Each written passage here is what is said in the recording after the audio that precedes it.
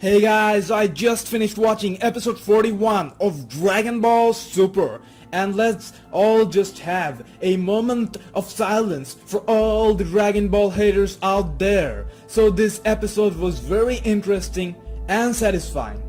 In this episode we got to know how powerful Zeno-sama truly is. We saw the Dragon God, came to know about the Wish, and got clues to possible future plots. Let's just begin with the Omni-king Zeno-sama. So if you have been wondering how powerful Zeno-sama is, Beerus explicitly mentioned that the Omni-king can wipe out all 12 universes out of existence in the blink of an eye, if he feels like it. So there we go, haters. No Dragon Ball character is universal level. Now take that statement and hoop it right up your ignorant ass. Because now we have Zeno-sama who can completely destroy 12 universes effortlessly and instantly. Now don't come up with statements like that doesn't mean shit or it was a lie just because you can't accept facts. Whis, Vados or the Kaioshins would have corrected it in that case. However, here's one more interesting thing for me. Yesterday, I predicted in my episode 41 preview that Zeno-sama came here because it goes against the godly rules to arrange some tournament like this. However, he might also react positively to the tournament and might end up being the path to a 12 universal tournament. And that is exactly what happened. So my predictions do have some value, huh? I'm not entirely wasting your time. So I'm assuming if we get a 12 universal tournament, that will be either the last arc of Dragon Ball Super or the one before the last. They will either end Super with that tournament or something will happen there that will turn out to be a treat for all 12 universes. Now here's one crazy prediction I'm making without too many logic backing it up. That is, Goku will save all 12 universes and will somehow acquire the same level of power Zeno-sama has. Because if you see the ending of Dragon Ball, Goku was the strongest character. Same case with Dragon Ball Z. And though you might argue that the case is different here, he's the god of everything, I'm still throwing my gut feeling that they will end Super showing Goku and Vegeta as the highest form of power, unless they have plans to continue further. Again, this is just my gut feeling and I completely understand if that sounds BS to you. Then, they summoned the Dragon God, and yeah, like 99.99% of the people predicted, the planet they were fighting on is the last Super Dragon Ball. So the Dragon God, who is continuously referred as Super Shenlong instead of Zarama, is summoned. He is gigantic and makes an epic entrance by eating up a planet, namely planet Saturn. I will give the details on summary. So basically, the wish Beerus made should surprise us all. I didn't see that coming. I once mentioned that Goku will make this exact same wish, but I never thought Beerus would do it. Beerus shows brotherly love to Champa in a truly godly manner as he wished the Earth of Universe 6 to be restored with food and all. Do I need to even tell you how awesome that was? However, Bulma and others in the cube except for Whis didn't know what he wished for, as the wish was made in the language of gods. And Beerus didn't let them know about his wish and told that he just wished for a comfier bed. But here's one thing that bothers me anyway, restoring Earth. Isn't that something even Porunga could do? Comment what you think about this. So this episode is built up for many upcoming plots. We got a lot of clues and Toriyama certainly gave Toei enough materials to run Dragon Ball like forever. And it certainly confirms a long continuation of Dragon Ball Super since it has a 12 universe tournament coming. Thinking of it this way, now Toei has 12 universes in Dragon Ball, Dragon Ball universe can now last forever. They can follow the Dragon Ball art and action style and keep making stories just like they want. The episode 42 trailer was also interesting. We finally see Monaka sparring up with Goku, and he's rightfully wearing Mr. Satan belt. It looks like they're going to have a party. It'll be a refreshing episode, and you get to see the showdown of Goku versus Monaka. The trailer also features Krillin using Solar Flare. Since the subs are not yet out and many of you might have confusion with what happened in the episode, I'm going to read out the translations done by Kanenzchu with a bit of editing and deduction. You can check this site out, link is on description below. Dragon Ball Super Episode 41 Summary by Kanenzchu.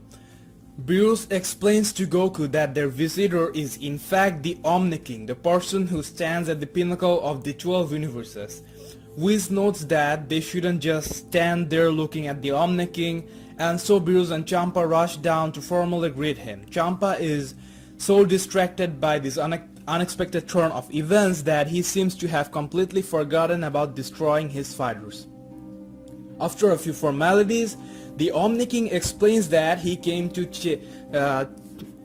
chastise Beerus and Champa for neglecting their duties as god of destruction and holding a tournament instead. Whis apologized on Beerus' behalf, explaining how Beerus prefers napping and food over acts of destruction. And Vados claims Champa needs to cut back on his work in order to focus on eating a healthy diet. The Omni-king jokes about replacing them with some new gods of destruction, but then admits that despite initially coming to criticize them, he found the tournament so enjoyable that he wants to hold another one featuring fighters from every universe. Goku is thrilled at the idea and tells the Omni-king that he'll be sure to compete, but Beerus freaks out, saying that Goku can't talk directly to an Omni-king. That, however, Omni-king doesn't mind this breach of etiquette and compliments Goku in a well-fought match. He promises to hold this next tournament soon, and Goku reaches out to shake hands with Omni-king, freaking Beerus out once more. They shake hands and Omni-king departs. With Omni-king gone, Beerus chews Goku out for his rude behavior. If Omni-king felt like it, he could wipe out all 12 universes in the blink of an eye. Goku is surprised to hear this, but notes that Omni-king didn't seem like a bad guy, so he probably wouldn't do something like that. Champa snidely remarks that Beerus' victory doesn't mean quite as much anymore. This tournament was really just a warm-up, and Omni-king's tournament will be the main event.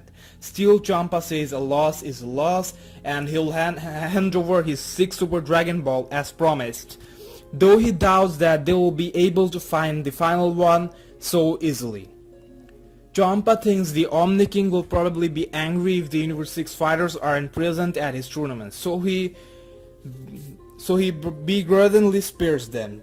Kaba happily tells Vegeta that now he can give him a tour of planet Sadal, repeatedly referring to Vegeta as master in the sense of a martial arts master. Despite Vegeta's protest, Goku approaches Hit, telling him he doesn't know when this next tournament will be, but if Hit can't wait until then, he'd be happy to give him a rematch in 3 days or from now, or even tomorrow, if 3 days is too long. Hit says see you later and takes off. Meanwhile, Mr. Satan offers Monaka to be the mascot for his gym, but Monaka seems unsure. Now, the matter of the Super Dragon Ball is that it remains to be cleared up. At first, Bulma is at a loss because she can't seem to locate the signal for the 7th Super Dragon Ball on her radar.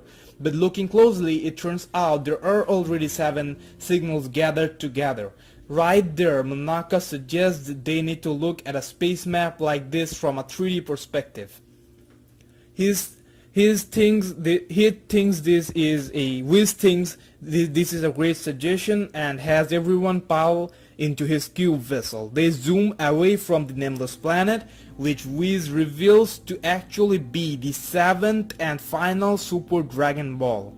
Whis explains that when the Super Dragon Ball is scattered, after the last time they get granted a wish, this Super Dragon Ball must have collided with a small planet and became covered in the debris, making it look like a planet itself. With all 7 Dragon Ball gathered, they must now summon the dragon using the language of gods. At first it doesn't seem to work, but before too long, a titanic golden dragon seemingly as big as a galaxy or bigger appears. As the ship rocks wildly, Whis assures them that they have nothing to worry about. Their ship is swallowed up by the dragon, and the next thing they know, they're in a stranger space. It turns out they're inside the body of Super Shenlong, as the character now refers to the dragon, and Goku wonders if this means they'll get popped out. A smaller version of Super Shenlong appears before them, and Beerus explains that this is the dragon core or nucleus. Super Shenlong speaks to them in the language of the gods, asking that they name their wish. Beerus says something in the divine language to Whis, who repeats it to Super Shenlong, saying that their wish is granted. Super Shenlong vanishes. Bulma demands to know what Beerus wished for, and he claims it was merely a comfy bed. Bulma says she could have easily given Beerus that and calls him an idiot, and Beerus threatens to destroy them all. Elsewhere, Champa and Vados are returning to their own universe when Vados uses her all-seeing staff to discover that Universe 6's version of Earth has been restored. It's inhabited once more with the same level of civilization as Universe 7's Earth. Now Champa can get all the tasty Earth food he wants. Champa realizes that this must have been what Beerus wished for, but is annoyed that how he owes Beerus a favor. Back on Beerus' planet, Goku still wants to spar with Monaka, and Beerus promises to let him sometime soon. But now it's time to go home. Beerus secretly pays Monaka off with a huge pile of gold, saying he'll keep using him to spur Goku on. For now though, Monaka can return to his ordinary job, apparently some sort of delivery man. Goku and the gang fly back to Earth, and Piccolo says this upcoming tournament between all the universes will be amazing. Jacko agrees, saying he'll take another holiday to come see it.